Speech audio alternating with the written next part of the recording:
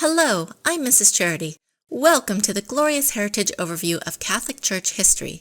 Discover the amazing story of the Church together as a family as you color and paste your way through the timeline and printables, which you can find on our website. And now, let's move into our topic for today. Hello, I'm Mr. Charity, and welcome to the Glorious Heritage Catholic History video series. Today's topic is the last topic in the Green Time Period, number 126, Cromwell and the Penal Laws.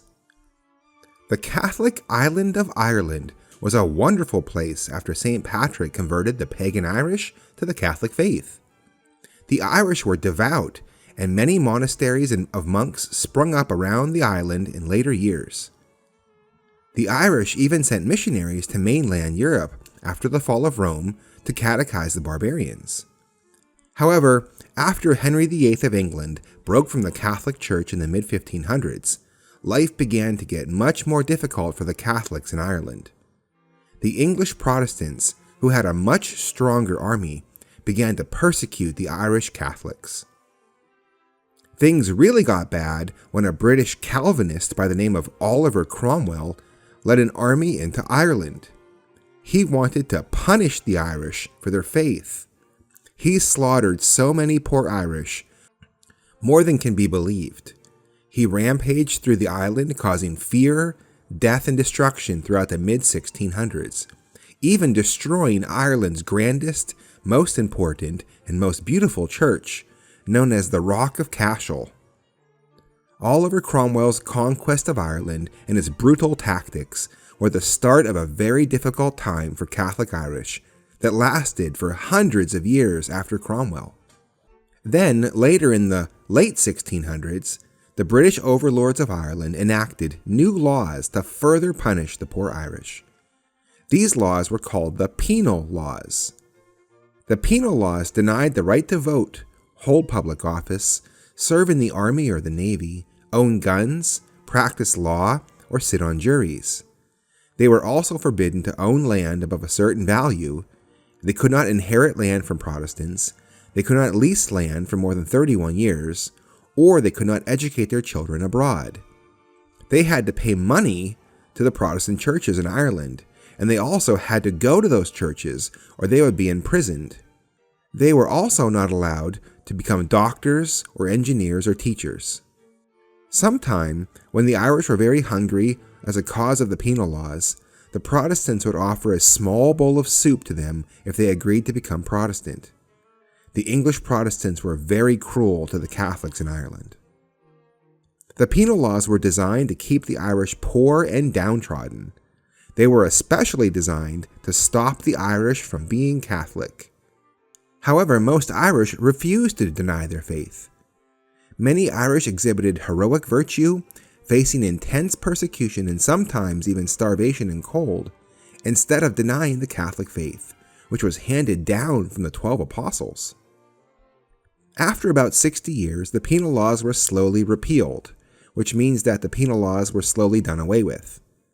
But the damage had been done. By the late 1700s, much of the land in Ireland was owned by the British instead of the Irish, which was a great theft. How could the Irish no longer own the very land from their own island? It was a great injustice. Now Mrs. Charity will tell you what the Irish had to do in order to go to Mass during the times of the Penal Laws. Hello, I am Mrs. Charity.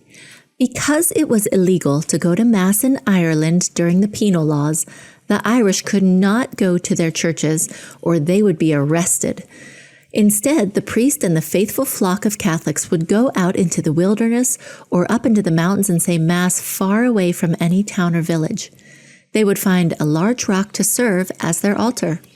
These rocks became known as the Mass rocks. It took fortitude to go out into the wilderness to the Mass rocks, because if they were caught, they could be imprisoned or even killed.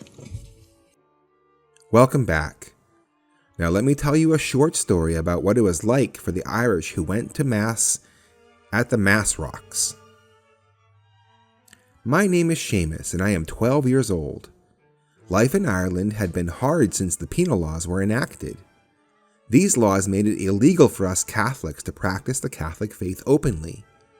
We are determined not to give in to the Protestant persecution. One chilly morning, my family and I set out before dawn. We were headed to a secret Mass at a Mass Rock hidden deep in the woods. The Mass Rock is a large stone where our priest, Father O'Malley, celebrates the Holy Mass in secret. We must be very careful, as English soldiers patrol the area, ready to arrest anybody they find practicing the faith, especially going to Holy Mass. As we walked, I clutched my rosary beads tightly, praying for safety. The path was narrow and winding, and the trees gave us some cover. When we finally reached the Mass Rock, other families were already there, whispering their prayers and keeping watch. Father O'Malley began the Mass. The familiar Latin of the liturgy filled the air. But we had to stay alert. At any moment, the English soldiers could come and find us. Just after Mass was over, we suddenly heard the sound of horses approaching. Panic spread throughout the crowd. Father O'Malley quickly hid the altar linens and candles, and we scattered into the woods. My heart pounded as I ran, trying to stay silent. I could hear the soldiers shouting, but I didn't look back. We hid in the underbrush until the soldiers had passed. When it was safe, we regrouped and quietly made our way home. Despite the danger, we knew we would return to the Mass Rock again. We must keep the Catholic faith, no matter what. Well, that's all for today. Come back next time and we'll start a brand new time period, the Blue Time Period, which we call Exile. I hope you enjoyed and learned something new today. Visit our website, www.gloriousheritagecartoons.com, where you can find more educational supplements, cartoons, books, and printables. You can also follow us on YouTube, Facebook, and Instagram to get notified of our latest updates and videos. And if you like our work and want to support us, you can make a donation on our website or on Patreon. We really appreciate your generosity and kindness. Please don't forget to like, comment, share, and subscribe to our channel, and see you next time.